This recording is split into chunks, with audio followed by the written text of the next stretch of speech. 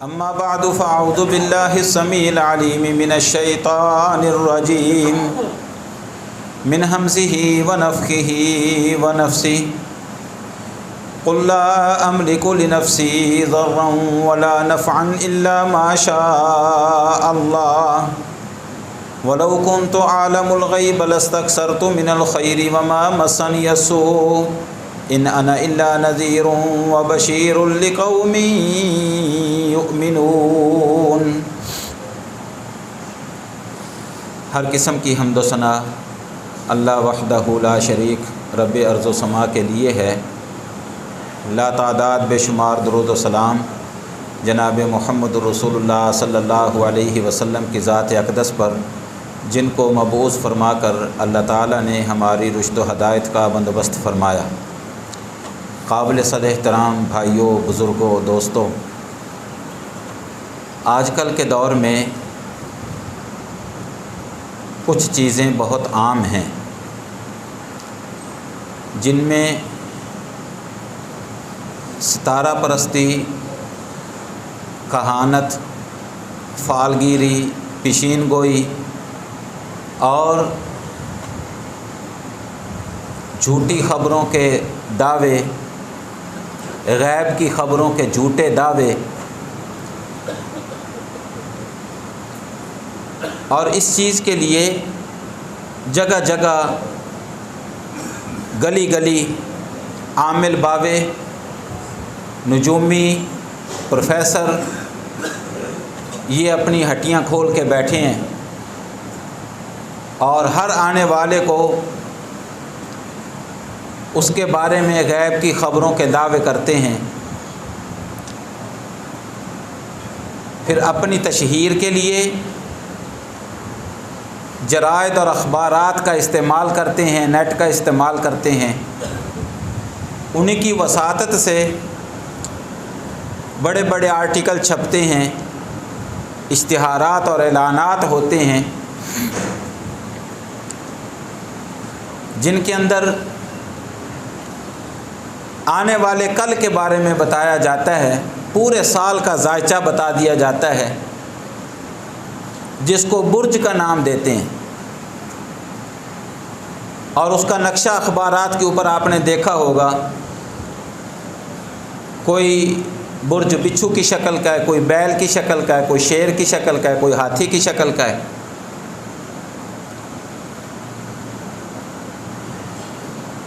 اور پھر نجومی اور کاہن لوگوں کی کنڈلیاں نکال کر ان کے بارے میں بتاتے ہیں اور ذائچے بتا کر ان کے بارے میں بتاتے ہیں۔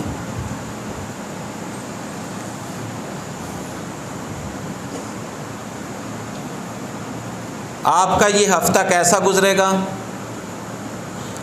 آپ کا سال 2023 کیسا گزرے گا؟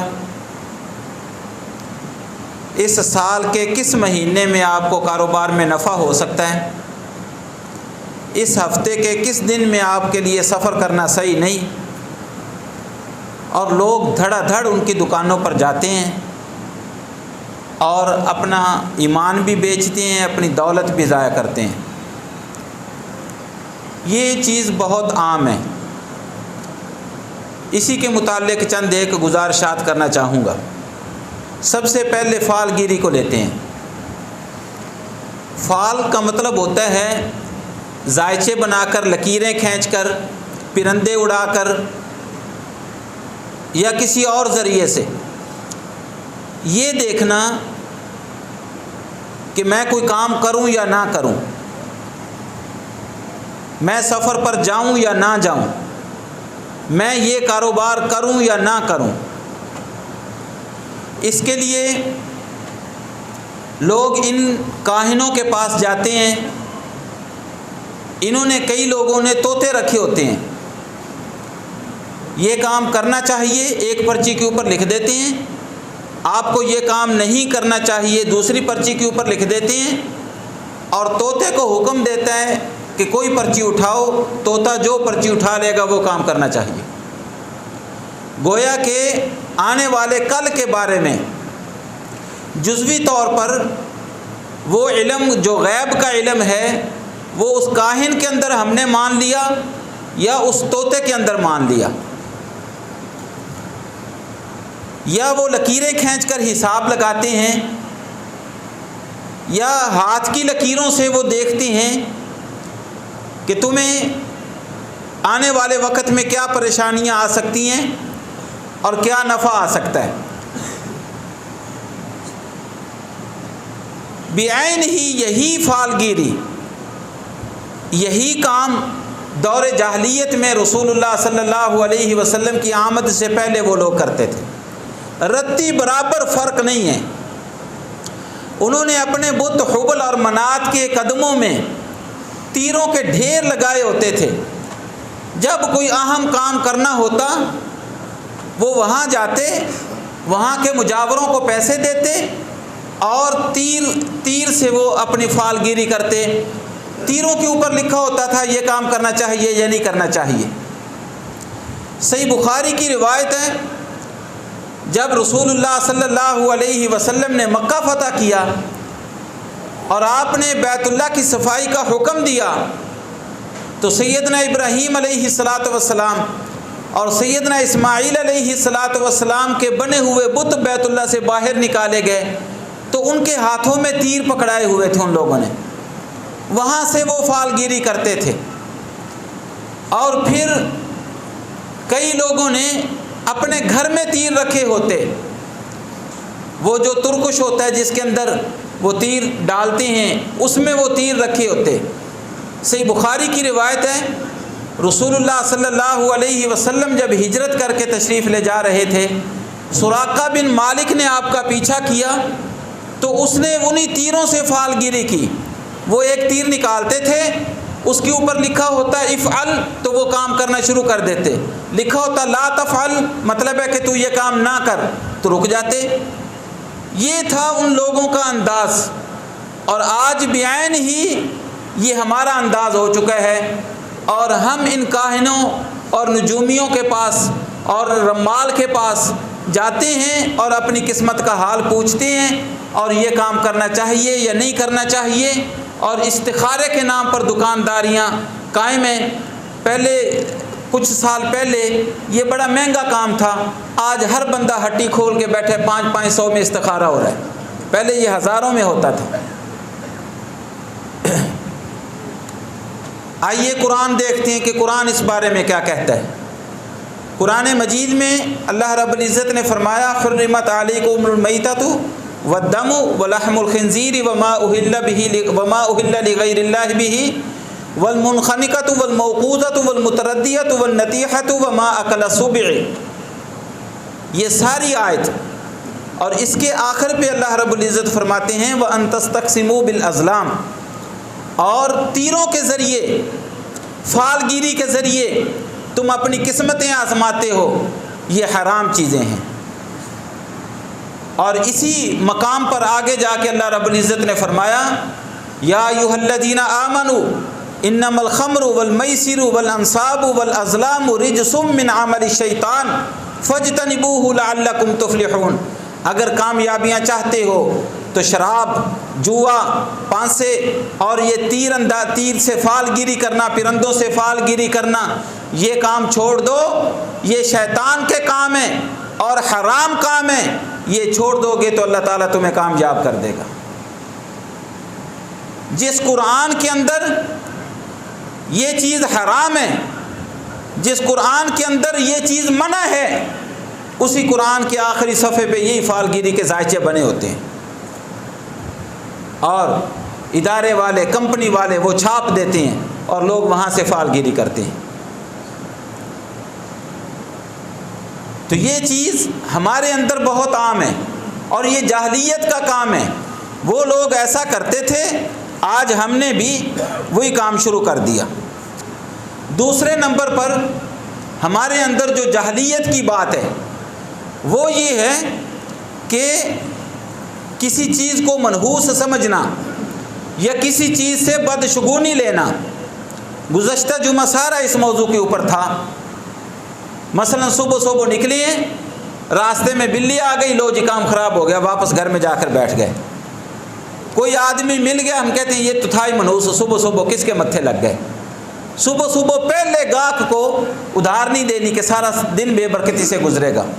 یہ چیزیں نبی صلی اللہ علیہ وسلم نے فرمایا لا عدوہ ولا طیرۃ ولا حام ولا سفر۔ اور ایسے ہی نبی صلی اللہ علیہ وسلم نے فرمایا العیافۃ والترک والطیرۃ من الجبت، یہ بدشگونی کرنا، کسی چیز سے پیچھے ہٹ جانا اور کسی چیز کے متعلق کسی چیز کو منحوس سمجھنا، یہ ساری کی ساری جادو کی قسمیں ہیں۔ اور سیدنا ابو موسیٰ اشعری رضی اللہ تعالی عنہ، ان کی روایت ہے نبی صلی اللہ علیہ وسلم نے جادوگر کی تصدیق کرنے والا، جو جادوگر کی تصدیق کرتا ہے اس کے اندر کچھ سمجھتا ہے کہ واقعتاً یہ بندہ اس کے اندر کوئی فن ہے، یہ کر سکتا ہے۔ فن کی بات اس لیے کر رہا ہوں کہ وہ فن ہوتا ہے اور کچھ نہیں ہوتا۔ آج کل یہ جو لوگ اپنی کرامتیں دکھاتے ہیں، لوگوں کو بیوقوف بناتے ہیں، یہ کرامتیں اصل میں جادو ہے۔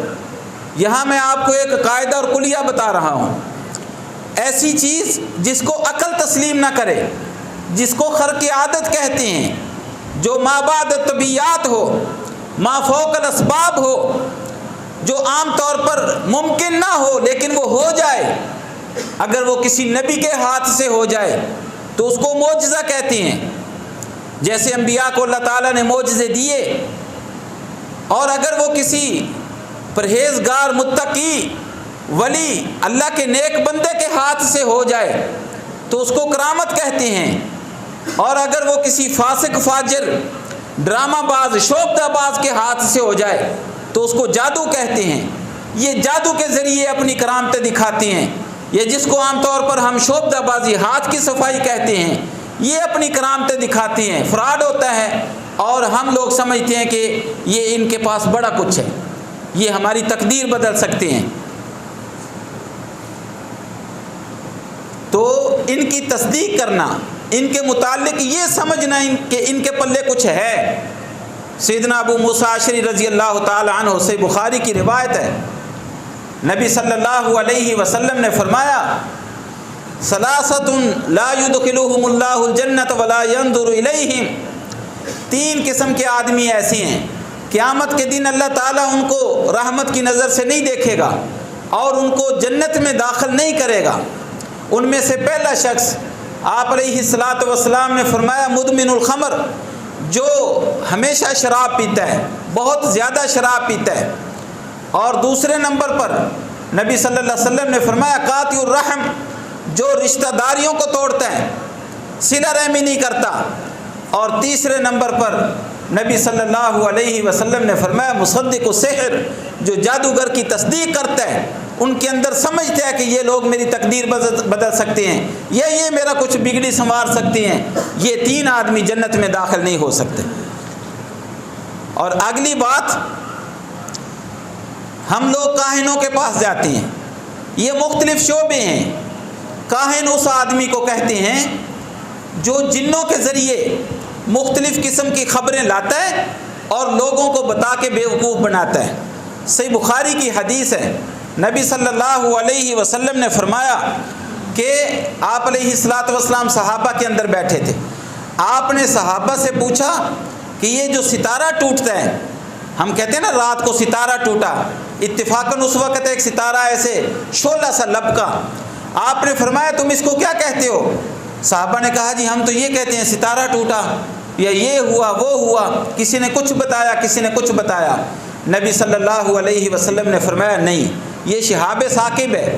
سورۃ الحجر میں اللہ رب العزت نے شہاب ثاقب کا تذکرہ کیا ہے۔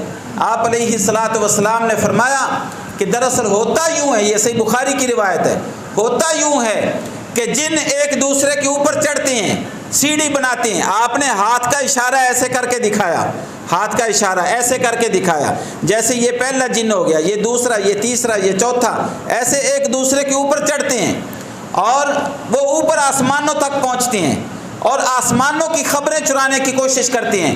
اللہ تعالیٰ اپنا دنیا کے اندر کوئی حکم نافذ کرنے کے لیے فرشتوں کو حکم دیتا ہے کہ جاؤ دنیا کے اندر یہ کام کر دو، یہ میرا حکم نافذ کر دو، بعض اوقات یہ وہ ایک خبر چوری کر لیتے ہیں، اور بعض اوقات چوری کرنے سے پہلے شہاب ثاقب ان کو آ لگتا ہے اور یہ نیچے آ گرتے ہیں اور خبر چوری نہیں کر سکتے۔ اگر کوئی ایک خبر چوری کر لیں اور پھر وہ دنیا میں نیچے تک پہنچ جاتی ہے، زمین تک وہ خبر کہ اللہ تعالیٰ نے یہ کرنا ہے، پھر یہ جن کاہنوں کو جا کر بتاتے ہیں کہ کل کو یہ ہونے والا ہے، اور کاہن اپنے مریدوں کو، آنے والوں کو یہ بتاتے ہیں کہ کل یہ ہونے والا ہے، اور وہ ہو جاتا ہے۔ اس ایک سچی خبر کی بنیاد پر وہ کاہن 100 جھوٹ اپنے ساتھ ملا کر لوگوں کو گمراہ کرتے ہیں۔ یہ اس طرح یہ لوگ کام کرتے ہیں۔ تو جو جنوں کے ذریعے خبریں چراتے ہیں یا لوگوں کو خبریں بتاتی ہیں ان کو کاہن کہتے ہیں، اور جو لکیریں کھینچ کر یا ہاتھ کی لکیروں سے حساب کتاب لگاتے ہیں ان کو رمال کہتے ہیں، اور جو ستاروں کے ذریعے معلومات حاصل کر کے لوگوں کو گمراہ کرتے ہیں اس کو منجم یا نجومی کہتے ہیں، اور جو پوشیدہ ذرائع سے کوئی غیب کی خبریں لوگوں کو جھوٹی خبریں بتاتا ہے اس کو عراف کہتے ہیں۔ بیسیکلی یہ سارے ایک ہی محکمہ ہے۔ اس لیے نبی صلی اللہ علیہ وسلم نے فرمایا من اتا کاہنا او عرافا فسألہ عن شیء، جو کسی کاہن یا کسی عراف کے پاس آیا اور اس سے کچھ پوچھا کہ مجھے بتائیے میری قسمت کیسی ہے، میرے ساتھ یہ معاملہ کیسے ہوگا، کب ہوگا، میں کاروبار کروں نفع ہوگا نقصان ہوگا، میری شادی کب ہوگی، میں یہ کرنا چاہتا ہوں وہ کرنا چاہتا ہوں، اس سے اپنے متعلق باتیں پوچھتا ہے، نبی صلی اللہ علیہ وسلم نے فرمایا لن تقبل لہ صلاۃ 40 لیلہ، 40 روز تک اللہ تعالیٰ اس کی نماز کو قبول نہیں کرتا۔ ذرا سوچئے کہ ہم نے یہ اس چیز کو اہمیت ہی نہیں دی اور بھاگ پڑتے ہیں ان لوگوں کے پاس۔ یہ ہماری جاہلیت، ہماری بے علمی اور ہمارے عقیدے کے اندر جو کمزوری ہے اس کی وجہ سے ان لوگوں کی دکانیں چمک رہی ہیں اور ان کا کاروبار چمک رہا ہے۔ یہ تو صرف وہ ہے جو اس سے جا کر پوچھے۔ بعض اوقات لوگ پوچھتے ہیں، اچھے خاصے پڑھے لکھے لوگ جن کا یہ نظریہ نہیں ہوتا، جو ان کو جھوٹا سمجھتے ہیں، جن کو پتہ ہے کہ یہ فراڈی ہیں، ایسے شغل کے طور پر جا کے اپنا ہاتھ اس کے آگے کر دیتے ہیں، ذرا دیکھنا جی۔ یہ اس شخص کے بارے میں ہے جس کا عقیدہ یہ نہیں ہے، جو اس کو جھوٹا سمجھتا ہے کہ 40 روز تک اللہ تعالیٰ اس کی نماز کو قبول نہیں کرتا۔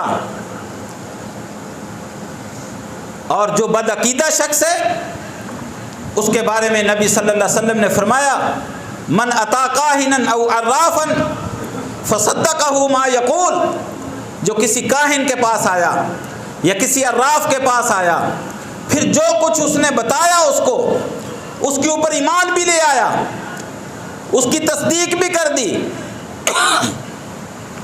تو نبی صلی اللہ علیہ وسلم نے فرمایا فقد کفر بما انزل علی محمد صلی اللہ علیہ وسلم، اس نے شریعت محمدی کا انکار کر دیا، وہ کافر ہو گیا۔ اب دیکھیے ہمارے معاشرے کے اندر یہ کام اتنا عام ہو چکا ہے، اللہ اکبر۔ اور پھر کچھ لوگ ستاروں کے ذریعے اپنے معاملات کو جاننے کی کوشش کرتے ہیں۔ یہ بھی ایک پورا شعبہ ہے علم کا، یہ ستارہ شناسی، اور اس کے کئی دنیاوی فوائد ہیں اور دینی اعتبار سے نقصانات ہیں۔ ہمارے جو دفاعی ادارے ہیں یہ اپنے کمانڈوز کو یہ ستارہ شناسی کا علم سکھاتے ہیں تاکہ رات کے وقت دشمن کے علاقے میں کہیں بندہ بھٹک جائے، ستاروں کو دیکھ کے اس کو راستوں کا پتہ چل جائے۔ اور ہمارے آرمی کے اندر راولپنڈی میں ایک ادارہ ہے خاص مساجد کے لیے، وہ جو نئی مسجد بننی ہوتی ہے اس کا رخ نکال کر دیتے ہیں، اگر کوئی بندہ ان کا تعامل لینا چاہے تو۔ یہ میرا ذاتی تجربہ ہے۔ ہم نے اپنے گاؤں میں مسجد بنائی، ہم راولپنڈی سے ان کا بندہ لے کر آئے، بہت بڑی کمپاس لے کر آیا، اور اس نے صحیح رخ نکال کر دیا ہمیں، کیونکہ ان کے پاس یہ ستاروں کا علم ہوتا ہے۔ انہوں نے اسی بنیاد پر بارڈر پر بمبارمنٹ کروانی ہوتی ہے، اس لیے یہ دنیاوی اعتبار سے ہماری ضرورت اور حاجت ہے۔ لیکن کچھ لوگ یہ علم لوگوں کا دین خراب کرنے کے لیے اور اپنی دکانداری چمکانے کے لیے یہ حاصل کرتے ہیں۔ اس اعتبار سے نبی صلی اللہ علیہ وسلم نے فرمایا، من اکتسب شعبۃ من النجوم فقد اکتسب شعبۃ من السحر، اگر کسی شخص نے ستاروں کا ایک علم حاصل کیا تو گویا کہ اس نے جادو کا ایک علم حاصل کیا۔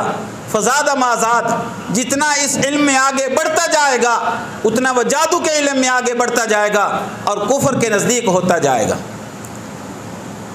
تو میرے بھائی، یہ ساری کی ساری چیزیں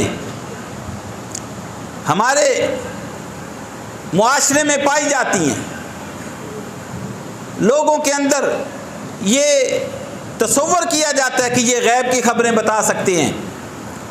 عام طور پر کسی گھر میں چوری ہو جائے، وہ اور ذرائع اختیار کرتے کرتے ان ڈاکوؤں کے پاس پہنچ جاتے ہیں، ان کی دکانوں کے پاس پہنچ جاتے ہیں، چوری ہوگی جی ذرا حساب لگا کر دیجئے ہمارا چور کون ہے۔ پھر وہ پرچیاں ڈالتے ہیں اور ناخنوں کے اوپر سیاہی لگاتے ہیں، 100 ہیلے بہانے کر کے ان سے پیسے لوٹتے ہیں اور کسی قریبی رشتہ دار کو چور بنا کے ان کے آپس میں لڑائی بھی کروا دیتے ہیں۔ سنن ترمذی کی ایک روایت ہے، شیخ البانی نے اس کو حسن کہا ہے۔ نبی صلی اللہ علیہ وسلم کے دور میں چوری کا ایک واقعہ ہو گیا۔ 3 بھائی تھے، بشر، بشیر اور مبشر، بدتینت لوگ تھے، منافقین میں ان کا شمار ہوتا تھا۔ بہرحال حضرت رفاع بن زید رضی اللہ تعالیٰ عنہ، غالباً یہی نام ہے صحابی کا، قافلہ آیا شام سے۔ مدینے کے اندر خوراک کی کمی ہوتی تھی، شام سے ایک قافلہ آیا، انہوں نے 1 بوری میدے کی خرید کے اپنے سٹور میں حفاظت سے رکھ لی، کہ آٹا تو عام تھا، میدا خاص لوگوں کے لیے استعمال ہوتا تھا۔ تو انہوں نے اپنے اسلحے کے سٹور میں وہ میدے کی بوری ذخیرہ کر لی، حفاظت رکھ دی کہ چلو خاص مہمانوں کے لیے استعمال کریں گے۔ ان کو تینوں بھائیوں کو پتہ چل گیا، انہوں نے نقب لگا کے ان کا اسلحہ بھی چرا لیا اور وہ میدے کی بوری بھی چرا لی۔ صبح رفاع بن زید رضی اللہ تعالیٰ عنہ انہوں نے اپنے بھائیوں سے تذکرہ کیا کہ میری چوری ہو گئی ہے۔ ادھر ادھر تلاش کیا، گن سن لی، لوگوں سے پوچھ گچھ کی، پتہ چلا کہ ان 3 بھائیوں نے رات فلاں جگہ آگ جلائی تھی اور روٹی پکائی تھی، اس کا مطلب ہے کہ میدا انہوں نے چرایا ہے۔ جب ان کو پتہ چلا، یہ بنو ظفر قبیلے کے تھے، بنو ظفر قبیلے کے، جب ان کو پتہ چلا کہ ہماری مخبری ہو گئی ہے اور راز فاش ہو گیا ہے، انہوں نے وہ سارے کا سارا سامان ایک یہودی کے گھر میں پھینک دیا اور نبی صلی اللہ علیہ وسلم کو آ کے شکایت کی کہ چور ان کا یہودی ہے، الزام ہمارے اوپر لگا رہے ہیں۔ نبی صلی اللہ علیہ وسلم نے ان کو بلایا اور ڈانٹا کہ اللہ کے بندو، ایسے خام خواہ کسی کے اوپر چوری کا الزام کیوں لگاتے ہو؟ چور تو تمہارا یہودی ہے اور تم ان لوگوں کے اوپر چوری کا الزام لگا رہے ہو۔ اللہ رب العزت نے قرآن نازل کر دیا، انا انزلنا الیک الکتاب بالحق لتحکم بین الناس ولا تقل للخائنین خصیما، کہ خیانت والے لوگوں کے لیے، خائن لوگوں کے لیے نہ جھگڑو ان لوگوں کے ساتھ۔ تو بہرحال یہ واقعہ سنانے کا مقصد کیا ہے کہ نبی صلی اللہ علیہ وسلم جو افضل المرسلین ہیں، جو افضل البشر ہیں، اللہ رب العزت کی وحی ان کے اوپر نازل ہوتی ہے، ان کے پاس غیب کا علم نہیں تھا، وہ چوری کا سراغ نہیں لگا سکے، وہ چور کو نہیں پہچان سکے، اور آج ہم ان لوگوں کے پاس جاتے ہیں چوری کا سراغ لگانے کے لیے۔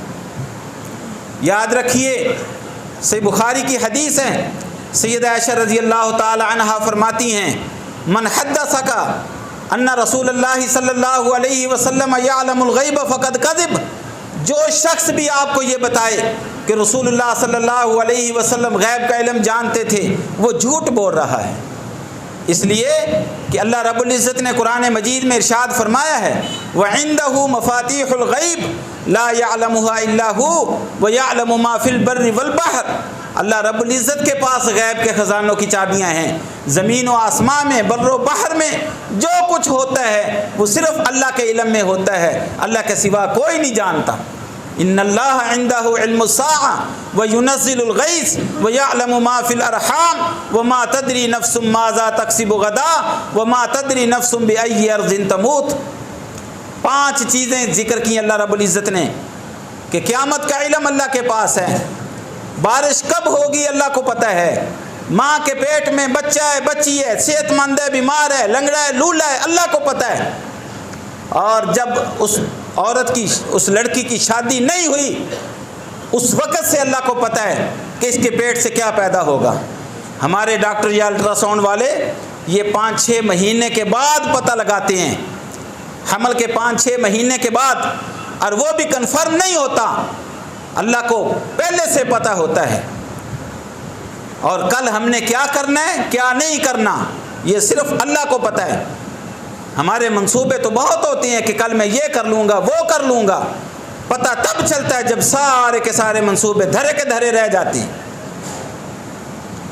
سیدنا علی رضی اللہ تعالی عنہ، ان کا ایک قول مشہور ہے، وہ فرمایا کرتے تھے عرفت ربی بفسخ العزائم، جب میں اپنے ارادوں سے ناکام ہو جاتا ہوں، میں یہ ارادہ کرتا ہوں کہ کل میں یہ کروں گا لیکن وہ کینسل ہو جاتا ہے، اپنے عزائم میں ناکام ہو جاتا ہوں، پھر مجھے پتہ چلتا ہے کہ یہ نظام چلانے والا اللہ ہے۔ ہمارا عقیدہ کیسا ہو گیا ہے میرے بھائی؟ ایسا عقیدہ رکھنا یہ اللہ کی جہنم کا دروازہ کھٹکھٹانے کے مترادف ہے۔ آج ہمارے مسلم معاشرے کی اکثریت، مجھے بتائیے یہ سارے کام جب ہم کرتے ہیں، ہمارا اور ہندوؤں کے عقیدے میں کیا فرق ہے؟ وہ بھی تو یہی کچھ کرتے ہیں اور ہم بھی یہی کچھ کرتے ہیں، فرق صرف یہ ہے کہ میرا نام مسلمانوں والا ہے اور ان کا نام ہندوؤں والا ہے۔ اس لیے ان چیزوں سے بچ جائیے، ان لوگوں کی حوصلہ شکنی کیجیے، یہ لوگوں کے اندر علم پھیلائیے، لوگوں کو بتائیے کہ ان لوگوں کے پاس نہیں جانا چاہیے، ایسے عقائد نہیں رکھنے چاہیے۔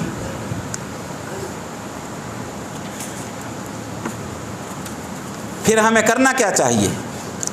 نبی صلی اللہ علیہ وسلم نے ایک دعا بتائی ہے، جب بھی کوئی مسئلہ ہو یہ دعا کرنی چاہیے، اللہم لا یأتی بالحسنات الا انت ولا يدفع السیئات الا انت ولا حول ولا قوت الا بک۔ اے اللہ، مجھے جو بھلائیاں پہنچ سکتی ہیں یہ پہنچ رہی ہیں، جو مجھے نفع پہنچ رہا ہے یہ سارے کا سارا تیری طرف سے ہے، اور میرے سے بیماریاں اور دوسری نقصان دہ چیزیں اگر کوئی دور کر سکتا ہے تو وہ بھی تو دور کر سکتا ہے، اور جو کام میں کرتا ہوں سوائے تیری عطا کردہ قوت کے علاوہ میں کر نہیں سکتا۔ یہ دعا پڑھا کریں، سارے کے سارے معاملات حل ہو جائیں گے۔ ایک اور دعا نبی صلی اللہ علیہ وسلم نے بتائی، فرمایا یہ دعا کیا کرو، اللہم لا خیر الا خیرک ولا طیر الا طیرک ولا الہ غیرک۔ اے اللہ، ہر قسم کی بھلائی تیری طرف سے، ہر قسم کا شگون تیری طرف سے، تیرے علاوہ ہم کسی کی عبادت نہیں کرتے، تیرے علاوہ کوئی معبود برحق ہے نہیں۔ یہ عقیدہ اللہ کے ساتھ رکھ لیں، اللہ تعالیٰ سارے معاملات کو سیدھا کر دے گا۔ پھر نبی صلی اللہ علیہ وسلم نے ایک اور طریقہ بتایا، جو آج ہم پیسے بھر کے ان لوگوں سے استخارہ کرواتے ہیں، اس کی کوئی حیثیت نہیں ہے۔ نبی صلی اللہ علیہ وسلم نے خود استخارے کی دعا سکھائی۔ صحابی بتاتے ہیں رسول اللہ صلی اللہ علیہ وسلم نے ہمیں استخارے کی دعا ایسے سکھائی جیسے قرآن کی آیتیں اور قرآن کی سورتیں سکھاتے تھے۔ اور استخارے کا طریقہ یہ ہے کہ 24 گھنٹوں میں سے کسی وقت، ضروری نہیں ہے کہ رات کو سوتے وقت آپ استخارہ کریں، جب بھی آپ کا دل کرے، جب بھی آپ کوئی کام کرنا، اہم ترین کام کرنا چاہتے ہیں جس کے بارے میں آپ کو تردد ہے کہ پتہ نہیں میں یہ کروں یا نہ کروں، ان نجومیوں اور کاہنوں کے پاس جانے کی بجائے وضو کریں، اللہ کے در پہ آ جائیں، یا اپنے گھر میں استخارے کی نیت سے 2 رکعت نماز ادا کریں اور سلام پھیرنے سے پہلے استخارے کی دعا کریں۔ اللہم انی استخیرک بعلمک واستقدرک بقدرتک واسألک من فضلک العظیم، یہ ساری دعا یہ عام طور پر یہ نماز والی کاپیوں کتابوں سے مل جاتی ہے، میرے پاس PDF میں وہ ہیں، اگر آپ چاہیں گے تو میں آپ کو سینڈ کر سکتا ہوں، لکھ کے اگلے ہفتے انشاءاللہ میں لکھ کے یہاں مسجد میں لگوا دوں گا۔ استخارہ کی دعا وہ یاد کریں، اس کا طریقہ یہ ہے کہ سلام سے پہلے آپ وہ دعا پڑھ کے سلام پھیر دیں، اپنی تسلی اگر ہوتی ہے ٹھیک ہے، تسلی کے لیے دوبارہ ہاتھ اٹھا کے دعا کر لیں، اللہ یہ کام کرنے والا ہوں، میرے لیے بہتر ہے تو آسان کر دے، میرے لیے بہتر نہیں ہے تو پھیر دے، بس یہ کر کے جس طرف آپ کا رجحان ہے وہ کرنا شروع کر دیں، آپ کے لیے بہتر ہوگا تو اللہ راستے آسان کرتا جائے گا، آپ کے لیے بہتر نہیں ہوگا اللہ کوئی ایسی رکاوٹ ڈالے گا آپ کو پتہ بھی نہیں چلے گا اور آپ اس سے دور ہو جائیں گے۔ یہ ہے طریقہ۔ لوگ استخارے کے بارے میں وہم کا شکار ہیں، کہتے ہیں جی رات کو استخارہ کر کے سونا ہے، پھر رات کو خواب آئے گا، اس خواب میں کوئی اشارہ کرے گا یہ کام کرنا چاہیے یہ نہیں کرنا چاہیے، یہ سارا پروپیگنڈا ہے، ایسی کوئی حقیقت نہیں ہے۔ بس استخارہ کریں، اپنے کام کی طرف رجحان کریں، اس کے بارے میں استخارہ کریں، کام شروع کر دیں، اللہ کے کاغذوں میں آپ کے لیے بہتر ہوگا تو وہ اللہ کام آسان کر دے گا، اگر آپ کے لیے بہتر نہیں ہوگا اللہ اس کو آپ سے پھیر دے گا اور آپ کے لیے اس کا متبادل کوئی اچھا انتظام کر دے گا۔ یہ طریقے اختیار کریں جو شریعت نے ہمیں بتائے ہیں، اللہ تعالیٰ مجھے اور آپ کو عمل کرنے کی توفیق دے۔ وآخر دعوانا الحمدللہ رب